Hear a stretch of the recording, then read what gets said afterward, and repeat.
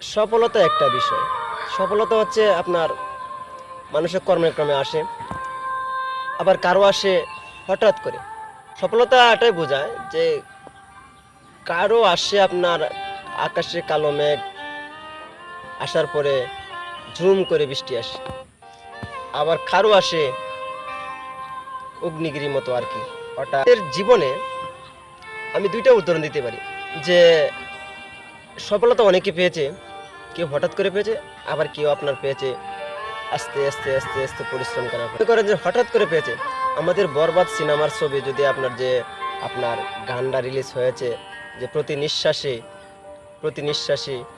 যে গানটা, ওটা কিন্তু শিল্পীকে আমি চিনতাম না, কিন্তু অবশ্যই চিনতাম না।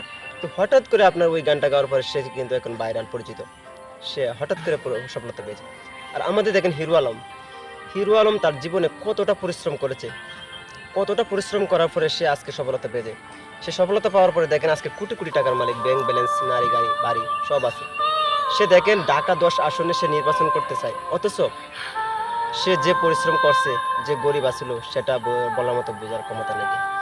তো আসলে পরিশ্রম করতে হবে। কারো আসবে হঠাৎ করে, কারো আসবে ধীরে ধীরে সফলতা, এটা স্বাভাবিক। তো আমরা পরিশ্রম কখনো দিব না, সবসময় আমরা পরিশ্রম করে যাব। কখন কোথায় কখন কিভাবে সফলতা আসে সেটা আল্লাহ পাক যারা কেউ জানে না। তাই আমরা পরিশ্রম সব সময় করে যাব। যদি সফলতা না পাই সমস্যা নাই, তবে চেষ্টা করে যেতে হবে আমাদের, ওইটাই আমাদের শিক্ষা দেয়।